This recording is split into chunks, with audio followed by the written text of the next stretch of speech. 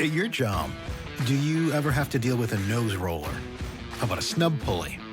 Well, if you're installing a new conveyor belt system, dealing with the different components can sound like you're speaking a foreign language. Luckily, you've got a team ready to help. Grainger's technical product specialists are fluent in maintenance, repair, and operations. So whenever you want to talk shop, just reach out. Call, click Grainger.com, or just stop by. Grainger, for the ones who get it done. You're listening to the Archaeology Podcast Network. You're listening to the Archaeology Show. TAS goes behind the headlines to bring you the real stories about archaeology and the history around us. Welcome to the podcast. Hello and welcome to the Archaeology Show, episode 234. I have to say it that way. On today's show, we talk about 3 recent news stories from Greece. Let's dig a little deeper before we get too deep into those cocktails. Got to get this podcast done. Wow.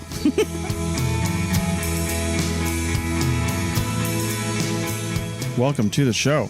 How's it going? Pretty good.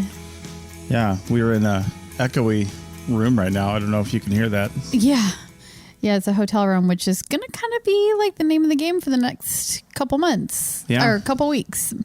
Yeah, we are, as we've mentioned, I think before, about to start our Grecian month. Yeah. Yeah, so we're going to have a couple Greek-themed podcasts to selfishly teach us a little more about Greece.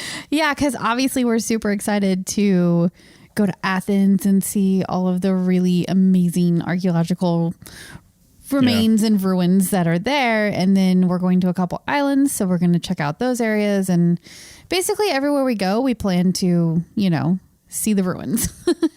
Yeah.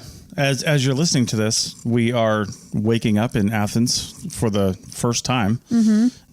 We're starting on a cruise ship, so it's not exactly right, but it's taking us to Croatia too. It is, yeah. Which is super cool. Yeah. Yeah, so we hope to see some really cool stuff up there. There's so much, like even if it ranges, you've got the ancient stuff, but then you've also got medieval and castles and cathedrals and all kinds of really cool things to see in all these cities. So I'm sure we'll have lots to talk about. If we happen to be in Dubrovnik or Split, Croatia, and just find an undiscovered Greek city, I'm going to wonder what became of it. Much like a Greek city that was found in Afghanistan several decades ago. Uh-huh. And that's what our first article is about. What happened to it? What happened to it? What happened to it? Yeah. First off, this article is from I don't know, something like called Messy Nessie. I think it's like a travel blog that started a long time ago and has become sort of legit because I don't know, this article, it really grabbed my attention because it's well written, and I guess I don't know exactly how well researched it is, but just a little bit of poking around on the internet that I did, it seemed pretty legit, and I don't know, it was good. It's definitely more descriptive and like those sort of flowery description kind of things. Less sciencey. And so it made for a really fun read too. I felt like so. Yeah. And also there's some really great photographs in this article. Yes. That really give you an idea of what you're looking at. So yeah, definitely. As we start to talk about it. Yeah. This is an ancient Greek city, like we said, and it was found in Afghanistan in the 1960s. So kind of shocking that it would be so far east, right? Yeah.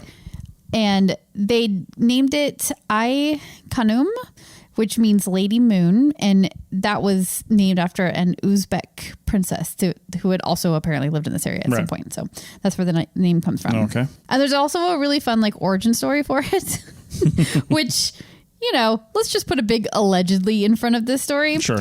But allegedly it was discovered in 1961 by the then Afghan king Mohammed Zakir Charch, Charch.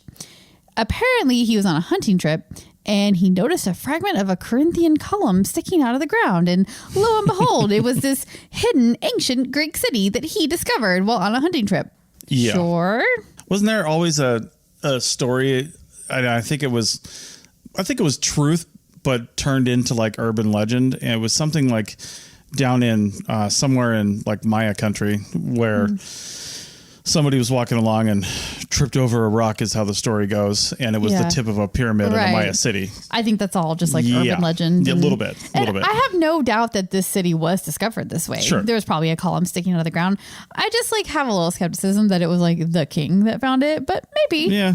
You know. I mean, I think the king probably killed the guy whose, story that was. and then just assumed the story. Right. Yeah. So not long after it was discovered, a French team of archaeologists were funded to start excavating there. It's always a French team. Yeah. They just get all over the world. Every time we're talking about, say, Africa, even, the Middle East, places like that, it's always French and German teams of archaeologists. Yeah. Yeah, for sure. Nice. And these guys did work here for a while too, and they did a lot of excavation. So if you go to this article and look at the pictures, these pictures are all from the French excavation in the 60s through into almost the end of the 70s. So that's where most of those pictures come from. And they did a lot. They did a lot of work here. So yeah. And the city itself, it was huge. This is not just some fortress outpost type of deal. It was a large cosmopolitan city. They had Greek, Macedonian, and Thracian citizens, among many others, I'm sure. They originally thought that this might have been during the time of Alexander the Great, but actually it was the empire that came after that, which is called the Seleucid Empire, that the city dates to, apparently. So it's just a little after the Alex the Great time period. Which, the rest of this is kind of surprising to me because, like you mentioned in the beginning, this is the easternmost Greek city that we know about. Yeah. Not saying there isn't more, but they did get out there. Maybe not as far as the Romans did, but it is a little surprising that they didn't go further, especially given the size and complexity of this city. It would be another, say, jumping off point for somebody, as almost like a base of operations. Say, okay, now we're going to push out this way. Yeah. That's how expansion happens. Yeah, for sure. And as we'll get into later, this was a trade hub with the eastern part of the world, basically. So yeah, it was playing a big role in that for sure. So yeah, the inhabitants here, as you said, a cosmopolitan city, they tried to sort of recreate the Greek high society of, probably Athens and other big cities. Yeah. Even though they were a long ways away from the Med. I know. When you look at the pictures, it's kind of weird to see the remains of a Greek city with desert mountains and hills behind it. It's just, you're supposed to have big leafy green mountains and trees and stuff. And it's just kind of surprising to see it in this environment. But yeah. There's an artist's reconstruction drawing, actually, of the city, too, that is just shows you what it could have looked like. Yeah. Yeah. Yeah, it would have been quite big. So it, of course, had an Acropolis because I guess all Greek cities sort of had their central hub, and that was the Acropolis. And it was built on this rocky cliff that sort of allowed it to protect the city down below. And that city was situated at the confluence of two rivers, the Kokcha and the Amountstaria. And in the main part of the Acropolis, there's this large main central corridor that runs from these sort of fortifications to the north to the rivers in the south. That's sort of how the city was laid out. Okay. The excavations in the 60s revealed grand, was a new term for me, grand propylaea, something like that, Propylaea. And that just means gates. So they were large gates. And then there was also, of course, as you might imagine, many temples, villas. There was a theater that could hold 5,000 people. Yeah. So yeah, really big place. Yeah, that main corridor led to a grand palace, which was 350 meters by 250 meters, about the size of our RV. And maybe not. Yeah, maybe not. And contained all the civic buildings, the treasury, the ruler's home. I mean, so this was a real legit place, which again confuses me why we haven't found other stuff, which probably means we just haven't found other stuff. Yeah. Leading away. This giant city couldn't have just been out there on its own, right? There must have been others. And I don't have the map of ancient Greek cities in my head or anything, but this definitely seems like one of the biggest ones I've heard of. So, well, not only that, but to feed that many people. I mean, if you had a theater that holds 5,000 people, what percentage of the population goes to the theater? Yeah. Probably not all of them. Right. So there could have been, I would say tens of thousands of people here. Yeah, there could have been. Yeah. how do you feed them? There's outlying farms. There's, other trade ways. There's trade. Yeah. They can't be just trade though, right? They live in the desert. Right. So there had to have been all kinds of things going on the outskirts of this and leading to other cities. Yeah. So to the south of all of those buildings in that main area, there's a huge open plaza. And that was probably for like military drills, public display, that kind of thing. And then to the west, as you mentioned, there's the treasury. This is a 21-room treasury. So pretty good size. And it sounds like it was kind of like almost a public storage place too. Like a lot of people kept their valuables there.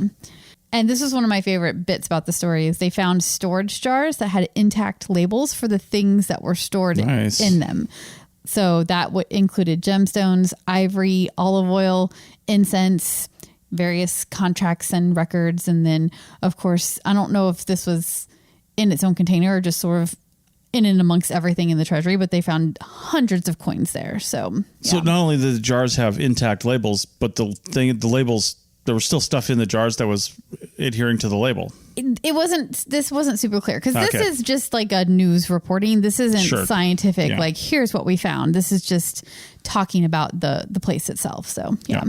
The walls were painted with really elaborate frescoes, and the floors had the really, complicated mosaic tile designs. Just like a really beautifully designed and complicated, construction sort of a town. So, yeah. Yeah, there was a gymnasium complex, which is not Greece. For working out. Gymnasium in ancient Greece was basically like a learning center, like a library kind of thing. That's not what, really? That is what gymnasium is. Yeah. Gymnasium is not like what we call it today. Oh. I'd have to look up the exact definition of it, but I know that it wasn't like a place to play basketball and sit on the bleachers. So, climb ropes and things. Yeah. All right. But that's why this comment here says there was a library in the gymnasium complex containing parchment fragments of works of philosophy as well as tragedies. Of course, the Greeks didn't have any happy things. They only had Greek tragedies. And philosophy. And philosophy and tragedy. That's what you got, right? I hope that's not what we have for the next month, but either way. Yeah. Well, and I love that they had fragments of parchment too, which just goes to show you the preservation in the desert. You're going to get those kind of materials left over. So that's nice that they had that.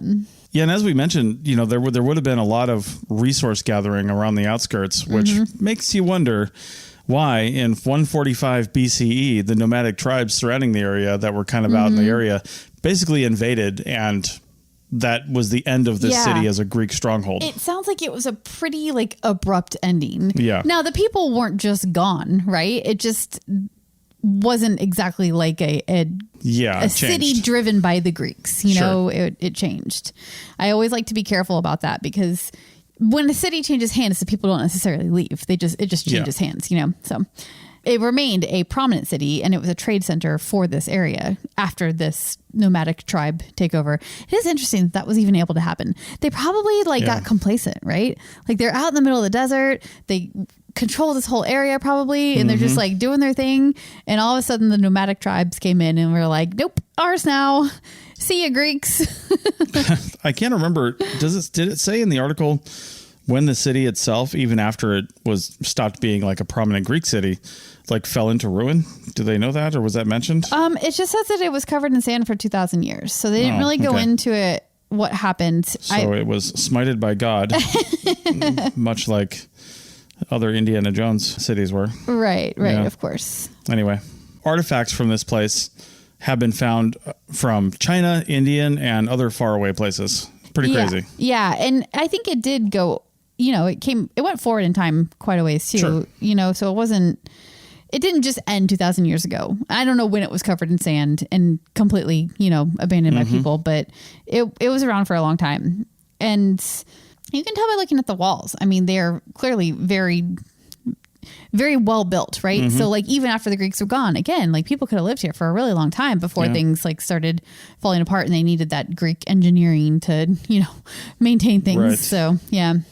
So the reason that this article was written in the first place was to sort of both to review the site itself, say what they found, what was important about it, but also to kind of talk about what's going on with it now, because this is Afghanistan and it's kind of, obviously a war-torn country, and it has been for many decades.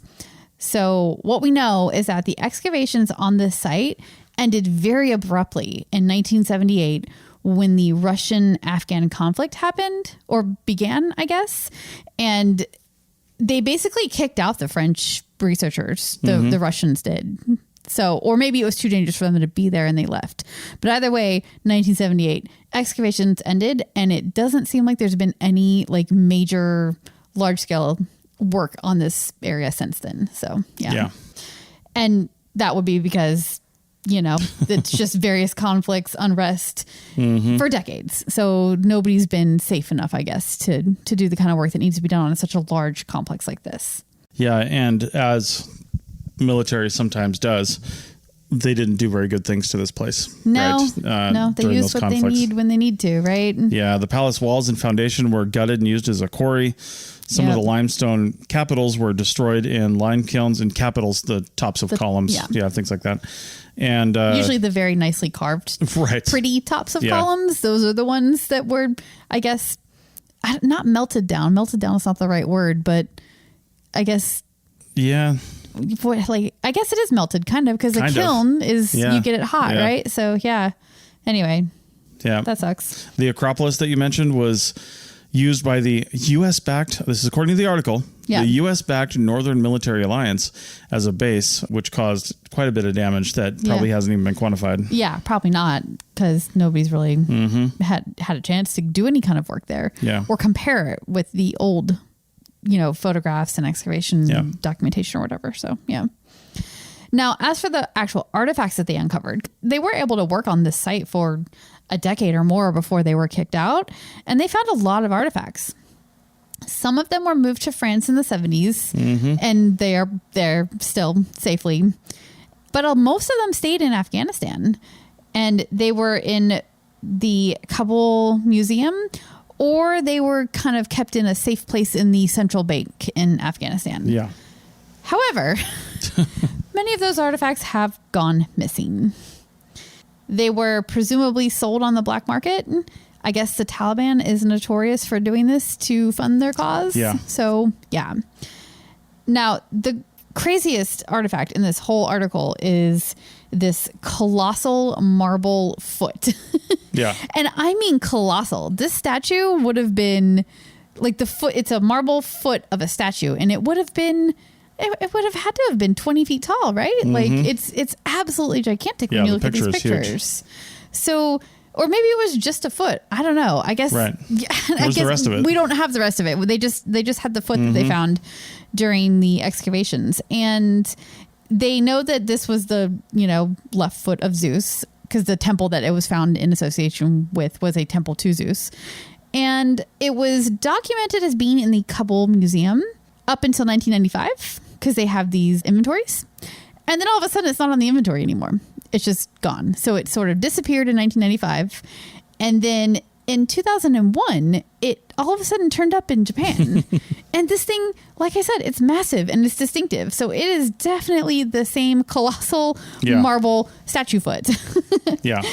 And the only explanation they have is that it was, I guess, bought by an anonymous benefactor to the Ancient Orient Museum in Tokyo. Yeah. So I guess it's okay if a museum gets a suspect piece of ancient history as long as it's given by an anonymous benefactor. Yeah. Tell that to the Met. Or the British Museum, right? Or the British Museum. Yeah, that is definitely suspect. And I'm surprised that they're not being called out on it more, because it's the first I'd heard of that. But if Afghanistan is not going looking for their artifacts, which it doesn't really sound like they are right now, seeing as how the Taliban likes to sell the artifacts of the country. Yeah. I don't think anybody is pursuing finding the ones that have been sold on the black market. So until they call that, into question, then I guess it's going to just stay in Tokyo, where it was, in that museum. Well, that's what happens when somebody who's not an archaeologist finds something that's rare and valuable. Let's find out on the other side of the break what happens when archaeologists find rare and valuable things. Back in a minute. That was so bad. America. We are endowed by our Creator with certain unalienable rights: life, liberty, and the pursuit of happiness. At Grand Canyon University, we believe in equal opportunity, and the American dream starts with purpose. To serve others in ways that promote human flourishing and create a ripple effect of transformation for generations to come. Find your purpose at Grand Canyon University. Private, Christian, affordable. Visit gcu.edu. People are driven by the search for better. But when it comes to hiring, the best way to search for a candidate isn't to search at all. Don't search, match with Indeed. The hiring process can be slow and overwhelming. Simplify hiring with Indeed. Indeed is your matching and hiring platform. With over 350 million global monthly visitors according to Indeed data, and a matching engine that helps you find quality candidates fast. Ditch the busy work. Use Indeed for scheduling, screening, and messaging so you can connect with candidates faster. Join more than 3.5 million businesses worldwide that use Indeed to hire great talent fast. Listeners of this show will get a $75 sponsored job credit to get your jobs more visibility at Indeed.com/PODKATZ12. That's Indeed.com/PODKATZ12. Terms and conditions apply. Welcome back to episode 234 of the Archaeology Show. 234. We won't get a number pairing like that again until 345. Yeah. If we make it that long. We'll see. Yeah, we'll see. All right. So, as I mentioned, archaeologists like finding things that are rare and valuable. And it's even cooler when it's an ancient marble lion head. Yeah. I hope to see some of that in Greece. Ancient marble lion heads and other ancient marble things. Yes, definitely. I think we're going to see a lot of ancient marble things. So now we know that up at the tops of temples, you see these sort of like gargoyle things. Mm-hmm. That's what this article is about. So archaeologists have uncovered an unusually large marble lion gargoyle, which belonged to one of Sicily's ancient Greek temples. Yeah, and much like the last article, this comes from an upstart journalism place called Newsweek. I don't know. Yeah, not so much. Right. But this is another, like, just somebody got a wild hair and decided to write about archaeology one day kind of an article. Well, Newsweek likes clicks too. Yeah, they do. You know, the more they can publish, the more clicks they get. And the ancient marble lion head, I mean, come on, that's going to pull people in. Right. And the picture's really cool too. So admittedly, that's probably going to be the title of this episode. Fair. That is fair. Finding rare and valuable things. That's what the title is going to be. So much like the last article, this is Greek, but not in Greece, modern day Greece. Yeah. So this was in Sicily that this was found. And this marble lion head would have been imported to Sicily sometime in the 5th century BCE. There's something in my brain. I don't know why or where. I just thought of this. Wasn't Sicily at one point Greek? Oh, it might have been. I'm not really sure. Before it was Italian? Yeah, maybe. I mean, it was a separate like city-state. Yeah. You know, on its own right. Yeah, yeah. And I just want to say that it was Greek or related more closely to the Greeks rather than Italy, but I don't know. I'm talking out of my my gargoyle posterior. So right. Yeah. So there are only 9 temples in Sicily and southern Italy that are known to have a like gargoyle thing going on like this. And this one in particular is unusually large, and it is carved from a Greek marble, you know, that's definitely from Greece. And basically all that together means it would have been very valuable at the time. So, yeah. The picture of this thing, it doesn't even look like marble, to be honest with you. It's so weathered. Yeah, it is very, I would not have weathered. thought that was marble. I would have thought it was some kind of sandstone almost. Yeah, it does look very like rough, you know? Yeah. For sure. So the researchers don't know what temple it came from. And we'll talk about why we don't know what temple it came from, because that seems a little weird, but they do explain that later on. But there's a couple temples that it could have come from. And one of them is Temple E, and that's the letter E, in Selinunte, which is a city in Sicily. Or it could have been from a temple that has not been discovered yet. Sure. So, yeah. It's hard to believe that there's things in Sicily that have not been discovered yet. I know, right? Yeah. Or maybe it's from a temple that they didn't know had gargoyles. Like if most of the temple is gone and they just haven't found anything associated with it, it could be from one of those temples too. They don't know. Gargoyles like this are called simas, S-I-M-A. And they are, like we said, they sit up at the top of the upturned edge of a temple roof. And in addition to being, the protectors of the temple, they're also functional. They are also functional. They would serve as a gutter, and they'd have a hole at the back to drain water off of the rooftop. Yeah. Now, when we were first talking about this, and I was thinking gargoyle, that's a very medieval. It's a very like monster looking thing to me, but this is very clearly a lion head. Yeah. I guess the term gargoyle maybe came to be known as the creatures that the like medieval Europe used in churches and other buildings and things like that. Whereas it sounds like in this case, it's being used almost as an architectural feature. Yeah. Yeah. And gargoyle is our word for this type of thing on the roof, right? But obviously it has its own word for, in the Greek context, which is simas. Yeah. And they're way different from the medieval gargoyle that you're thinking of in your head. Yeah, for sure. They're just heads. And, right. Yeah, and they were functional too. So yeah, and back in this time, the lions were pretty common. Yeah. In these depictions on simas, as they're calling it. But you also see rams, sheep with horns, not ram trucks, and dogs and other animals. What? Yeah. There weren't trucks? They did have trucks. They were called chariots, but Yeah. they even had dually chariots. It was crazy. It was a weird time. Wow. They're usually terracotta or limestone, which looks like what this is to me. I'm kind of shocked that it's actually marble. I know, right? Yeah. It's very surprising. And that's why this one is a little bit more special. Yep. And now one of the reasons why they think that it's possibly from Temple E is because that temple has a marble frieze that is made out of the same marble, and it dates to 490 to 450 BCE. Okay. So it kind of puts it all into the right time frame. Yeah. And also the same marble, like what are the chances, right, that it's from a different temple? It seems like, well, these guys, you have to appreciate a researcher who doesn't jump to conclusions. And these guys are not jumping to conclusions. They're very clear about not knowing where this gargoyle was meant to live. And again, we'll get to that in a second about why they don't know. But yeah. They're definitely not jumping to conclusions. Well, and before we do get there, one of the reasons why the origins of that are unclear is because it kind of looks like it's unfinished. Yeah. And wasn't maybe in its final destination. Yeah, exactly. They know it's unfinished because there should be a water outlet at the back, which would be for the draining. Because that was, they were protectors, but like the functional purpose was to drain the water off of the roof. And that hole is missing. So they definitely know that it was unfinished. And also, they didn't find this at a temple or at a Roman structure. Right. They found it in like the harbor zone in the town of Selinunte.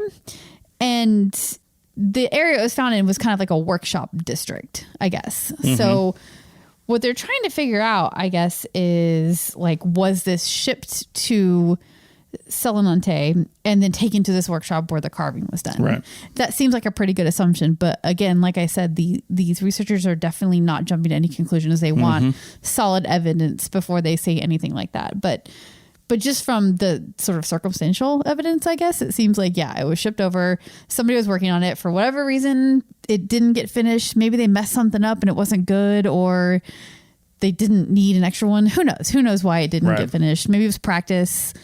But and then it just ended up being here for us to discover, 2,000 years later. So.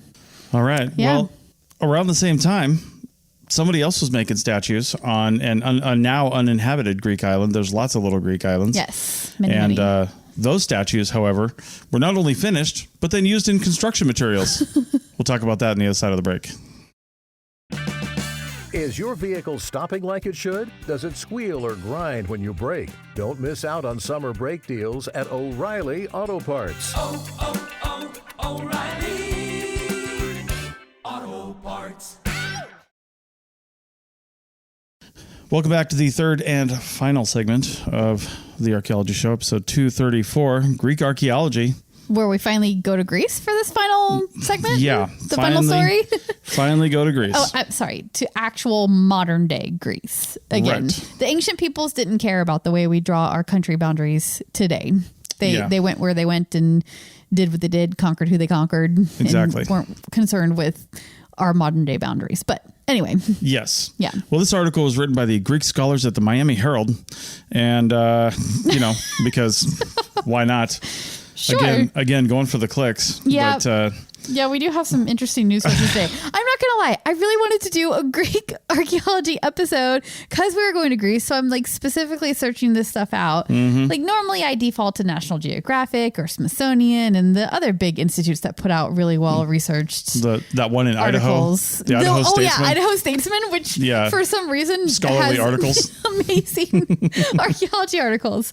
But so yeah, we're a little off the beaten path with these articles this week, but it was fun to look for Greek stuff, so I'm not going to be sorry about it.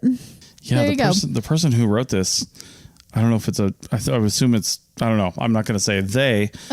Their name is Aspen Flugoft. I'm not even sure. Yeah. What's going on there. Yep. But anyway, the article's titled "Temple Ruins on Uninhabited Greek Island Reveal 2,400-year-old Statues." Take a look. That's weird to have put "take a look" at the end of the article. Weird to put it that. Yeah. So but yeah. Anyway, the Mantra archaeological site is located along the coast of Despotico Island. And that island is about 100 miles southeast of Athens on the southern tip of mainland Greece. And I'll tell you what, I've looked at the map of Greece quite a bit as we've been doing our travel planning. Yeah, yeah. And it still shocks me that the southern tip of mainland Greece is 100 miles south of Athens. Yeah, it goes way, way out there. Yeah. But almost as like a tiny spit because Athens is kind of at the point where it's its thickest and starts to really narrow. Yeah, it's like it's sort of like not degrades into fingers, but the land just sort of becomes islands all of a sudden. Yeah. Yeah, well, it's, it did that when the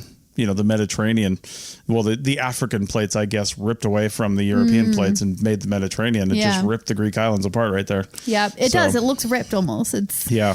I'm so excited to see it in person. I'm sure it's such a unique landscape. So it's going to be great. Yeah. Yeah. Excavations here began in 2001 and ruins from the Iron Age, the undefined Iron Age in this article. Yeah. Which Iron Age are we talking about? Or what are the dates for this Iron Age? It doesn't matter. They had iron. That's all we need to know. We know it wasn't the Bronze Age or the Stone Age. Right. Yeah. So in between the two, apparently. Exactly. So we've established when it was. What it was a ruined temple for the god Apollo. Archaeologists found several walls that they think formed the entrance hall, and there were several parts of a statue.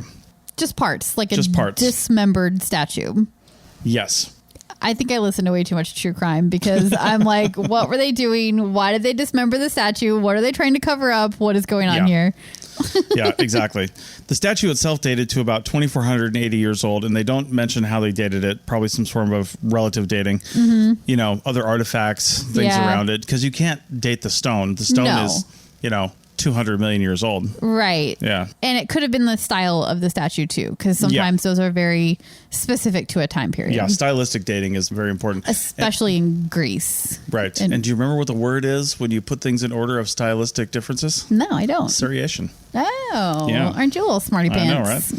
Where'd you pull that one up out of your, I don't know. I just thought of it. The deep recesses of your brain. Yeah. We're going to break the fourth wall here. Somehow the recording stopped and we actually said all this already. Yes, we and did. I did not remember the word seriation the first time. You definitely did not. All right. So that's awesome. Anyway, the statue itself depicted a male figure standing upright. And now here's where I'm a little bit confused. The statue type, they said, is called a Kouros, Kouros. Yeah. And this one is the upper body and torso of a carved figure. The lower legs, arms, and face are gone. So I was kind of like, okay, so is a Kouros a male figure standing upright, or is a Kouros Probably. the upper body and torso of a male figure standing upright? Is that a special thing? I would say that it's probably the whole statue. Take the dismemberment out in this particular case, because Kouros, Kouros, kind of sounds like chorus, which is like background performer kind of thing. Sure. These statues could be sort of that like stylized, this represents a man kind of a statue, and they all sort of look the same. That I could see that being what those are. Yeah. Well, apparently Kouros statues were popular in ancient Greek culture from about the 6th century BCE to the 4th century BCE. That's a pretty tight time frame, really. Yeah, for like such why not longer? I don't know, but it means that you can use that style to date this. I mean, you get a 200-year time frame all of a sudden, and that's actually pretty good for Greece, you know? Yeah. There's thousands of years of history in Greece. Right. So, yeah. Well, according to this next little bullet point I pulled out of the article, I think we answered the question. It is not just the upper body and torso. It's the young male figure, which is a Koros. Yeah. Because young male figures were used as tombstones, monuments, and sometimes represented the god Apollo. They're not saying young male figures, torsos, and upper bodies. No, so, no. Yeah. Just the full figure. Right. Yeah. Full-figured man. Yes. Now, it's interesting that it's called a Koros. I want to look that word up a little more because the Greek word for man is aptos, not Koros. It's a very different word. So, it's interesting. Maybe it means young man. It could be a totally different word. Because that's Agori. Oh, okay. Yeah. So, and Koritsi is girl. Oh, look at you go. Hineka is woman. Wow. I know. Learning some Greek, Learning some man. Greek. Apollo was one of the most widely revered and influential of all the ancient Greek and Roman gods. You gonna break the fourth wall again? I'm laughing because I typed these notes up and somehow autocorrect changed influential into influencialo. Why would it even do that? That's like a different language. Yeah, There's an accent and everything. Like went to Spanish or something. I don't even know. I don't think that's Spanish. I don't think it is maybe either. I don't know what it is. Italian? Anyway. Yeah. Anyway. Oh, man. So Apollo was worshipped as the god of religious law, prophecy, crops, and the sun, of course. I always think of Apollo as the sun god. Yeah, for sure. Apollo and Ra, tight. Super tight. Right. Yeah. So who was Apollo the twin of? He's a twin, right? There's day and night. I can't remember who he goes with. Well, there's dawn, day, and dusk, I think. And then there's, wait a minute. Am I confusing? You're confusing it with the show that we haven't been able to go back and finish because it's so complicated and I forget everything that has happened. No, it's fine. We'll finish it. Yeah, we will. Anyway, yeah. The god of religious law is something I didn't know. No, I didn't know that either. I hadn't actually heard that one before. The rest of it kind of makes sense. So kind of, crops, obviously. Prophecy? Sure. Why not? Yeah. The fragments of 2 other Koros statues were found in the area as well. When the Apollo sanctuary was functional, the statues more than likely lined the entranceway. Yeah. That's what they think. Because I probably could have told you that. I mean, that's just common like Greek things. What you would do. Right? You line them up. Yeah. That's why it just makes sense to me that this was like a typical like standard statue. Nothing special. They're pumping them out, selling them to whoever needs, a walkway lined with young men, Yeah. I mean, there's probably a lot of people we know that need a walkway lined with young men. I'm not really sure. Statues. Yeah. Oh, statues. Yeah, sure. Statues of young men. Right. Yeah. Anyway, here's the real cool thing. Yeah. First off, go look at the pictures because there's this one of the ones they pulled out of here is really great. Yep. It really is faceless with no arms and he's got legs, but just no lower legs. Yeah, it's really crazy. But anyway. Do you think it was vandalized? Was it like... I think so, given the next picture we're going to talk about. Yeah. So, and I don't think it was vandalized because what they said was after this area was abandoned, or at least after the temple was abandoned, there's still people there. They're still doing things. And they're like... But they don't care about Apollo anymore. Apparently or whoever these statues were meant to be. Maybe they just were like, hey, I don't think that's Apollo. Do you think that's Apollo? Yeah. No, I don't think that's Apollo. Great. Hack that guy up and we're going to use him in the building materials. I mean, it's stone. So, don't reduce, reuse, recycle. Seeing this like head amongst these rocks in this wall and then this like mannequin body also is forming part of the wall is pretty funny. Isn't that creepy? Like, can you imagine living in a house where like one of the stones is the torso of a statue? Yeah. That seems like it would be pretty creepy, but yeah, it's pretty weird. But I love the attitude, right? Like it's solid material. It's already there. It's kind of the right shape, at least when you decapitate it and break it up into 2 pieces. Yeah. So yeah, why not? Put some statues into your walls. Exactly. So along with those sophisticated architectural elements, they also excavated some new sections indicating that they'd excavated some old sections of this a while ago, but as far as this release goes, this press release, they excavated new sections of the water management system at the site, which included an oval water tank, which is pretty cool. It looks like something you would see as like a water catchment on like a ranch or something like that. We've seen a lot of these things where, seasonal streams come down from the hills in Nevada and then ranchers basically just dam it up and divert and dam, and then that's for cows to drink out of, you know, or move it over to an actual cow pen, not cow pen, but like a water area. Yep, totally. And that's what this looks like. It's pretty cool. It's a large inset stone structure. The stones line the edges, and a conduit runs out of one side and down to some other areas. So pretty sophisticated, really. Yeah, very sophisticated. I wonder if it would have had something over the top of it, or just like open to the elements. Well, it depends on what they were using the water for. If it was just for watering their animals or crops and stuff, like I don't think they drank purified water back then. I think they would have drank whatever they got their hands on. True, but if you're drinking water, you're probably more inclined to cover it so it doesn't get all kinds of stuff in it, you know. Yeah. They also found a 4-roomed building whose purpose is currently unknown, which is not too surprising if they didn't really find anything in it. And some pottery that dated to the 5th or 6th century BC. So it all kind of fits. On the other side of the site, a 2,600-year-old religious structure is being restored, and there's a super cool photo of that.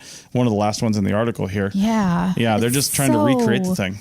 It's so white. Yeah. It's really cool. Well, it would have been, right? Yeah. You know, all the marble and limestone they used. Yeah, totally. Ancient Greece would have been extremely bright. Very white, bright. yeah, totally. Yeah. So no, I love it.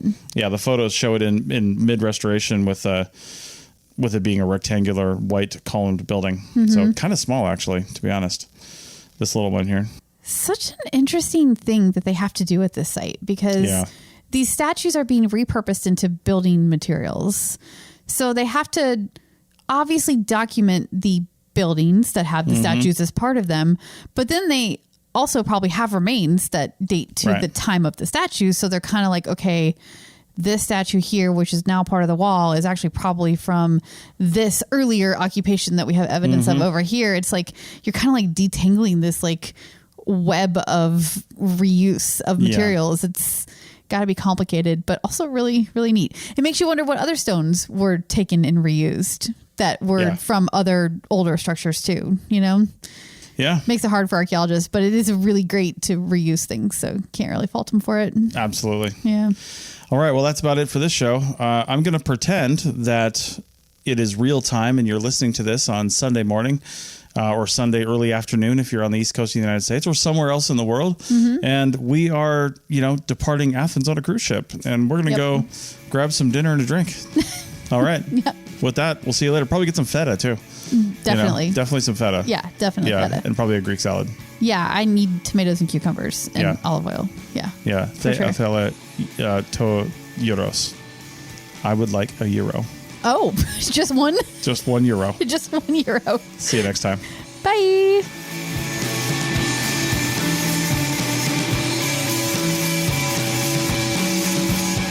Thanks for listening to The Archaeology Show. Feel free to comment and view the show notes on the website at www.arcpodnet.com. Find us on Facebook, Instagram, and Twitter at ArcPodNet. Music for this show is called I Wish You Would Look from the band Sea Hero. Again, thanks for listening and have an awesome day.